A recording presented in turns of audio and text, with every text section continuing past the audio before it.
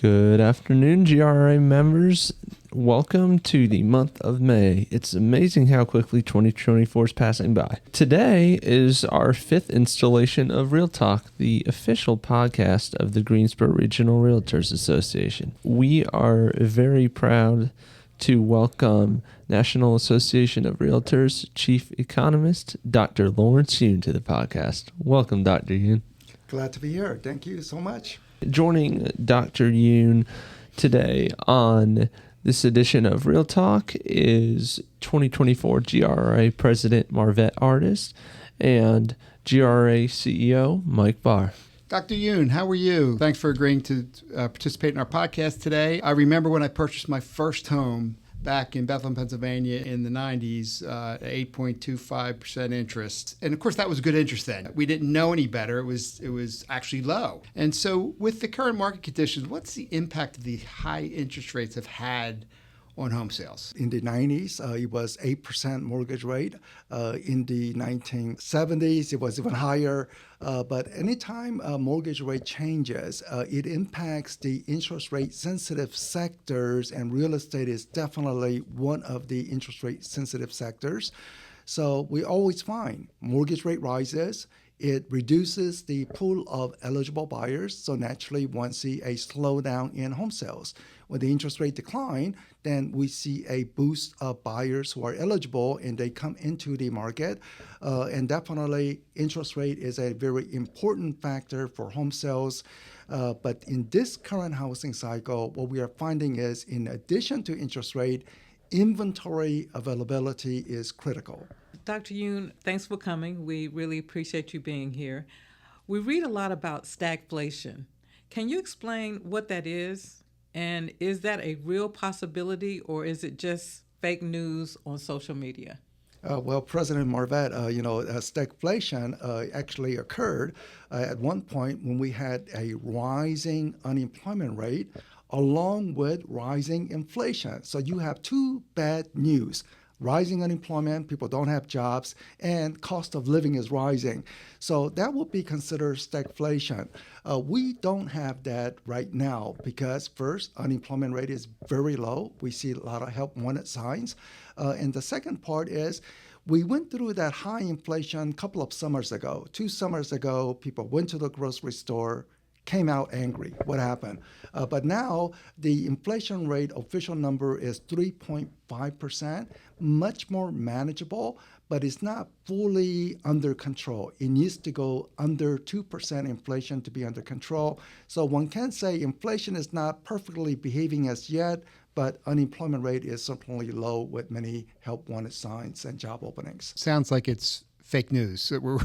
People are coming to us about stagflation. I'm like, I don't see it either. And thank you for that explanation. So the Fed seems to be acting really slowly. I got commercial members who are hoping that the Fed acts quicker. Can you talk a little bit about that? They were behind in increasing interest rates, and now they're behind cutting interest rates. Yeah, definitely. In current cycle, it seems that way, Mike, because the Federal Reserve, they were late in raising interest rate because inflation popped out a couple of years ago. But now, where interest rate environment is much higher than 2019 pre-COVID, to the degree that people consider 2019 as normal, well, interest rates today are much higher than normal. So why is the Fed not cutting interest rate? One of their mandate is to contain inflation. They want to say the dollar is a dollar. It will not depreciate in value over time. So in order to do that, they want to keep the inflation at 2%. But given that we have had a multiple months of above 2%, 3.5% at the latest, and that is why the Federal Reserve is saying they may have to postpone the rate cut. But I think there's some mismeasurement in some of the component of the inflation, such as rents. But I think it's just inevitable the Fed will be cutting interest rate definitely next year, but even possibility of, say, October, November, December this year. In-migration into the Carolinas has increased since COVID. Do you think we will continue to see this in-migration? And what are the economic reasons for this happening? North Carolina consistently getting a positive net in-migration.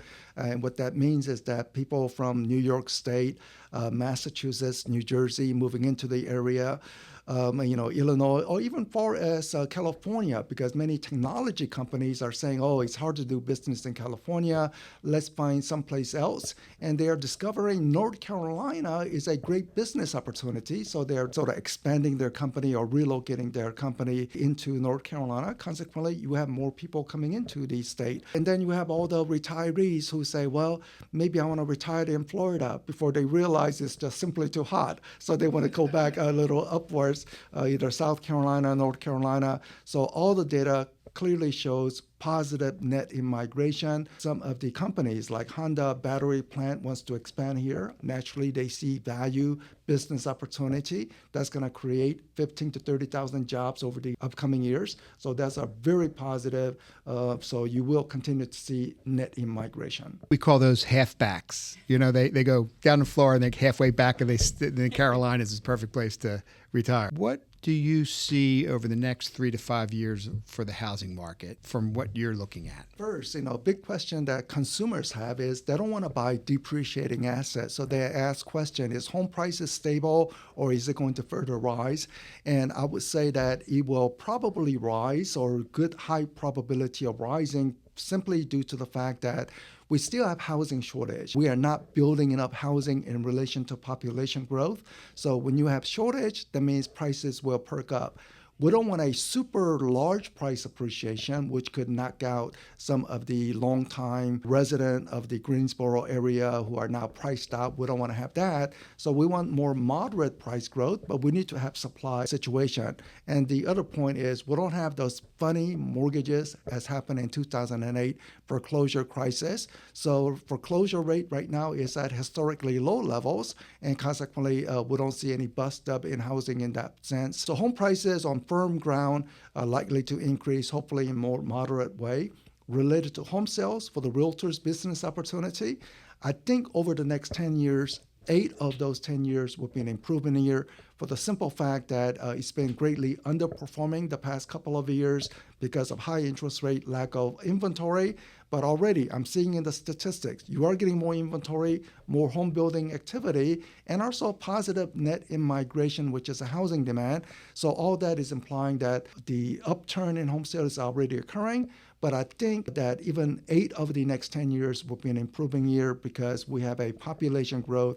North Carolina is getting a larger growth compared to other states. What research that you and the research department at NAR produces should every realtor pay attention to and use as part of their realtor tools?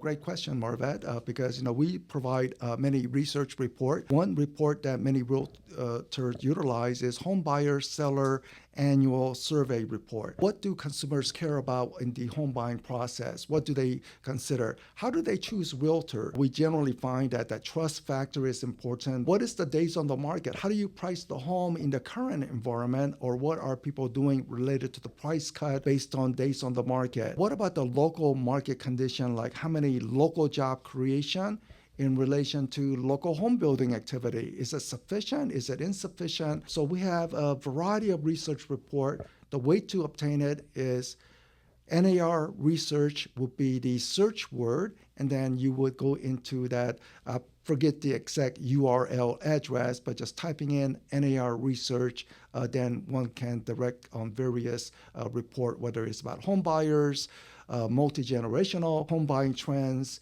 or local market report, things like that. And of course, follow NAR research on social media, right? That's where I get it all. Yeah. Absolutely. Yeah.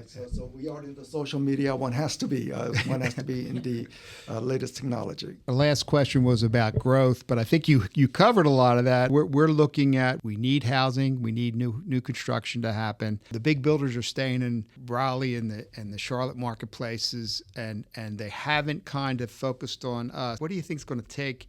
We got the new jobs coming with Boom and Toyota, the 50,000 job announcement. It's all about to happen. What's it going to take the big tract builders to focus on our area?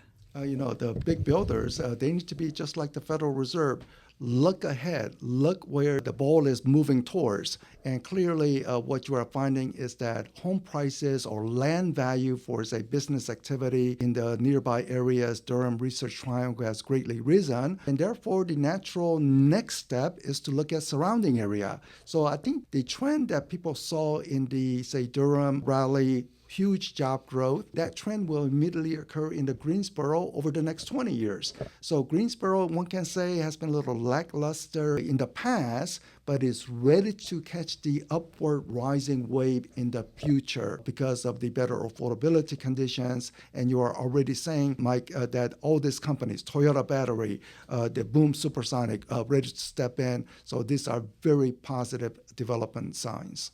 Greensboro, what a wonderful people. So I'm glad I made the visit. It's terrific to share some information and also gather information locally because every local market is unique. So to talk with the realtors of Greensboro area and get their feedback. So it was great to visit. And thank you, Marvette, for creating this opportunity. And we'll definitely have you back again. Super. GRRA members, thank you so much for listening to today's special edition of Real Talk. Dr. Yoon, we greatly appreciate you coming to Greensboro and speaking to our members. It's wonderful hearing from you. Marvette, Mike, thank you so much for making this happen. We look forward to seeing you soon.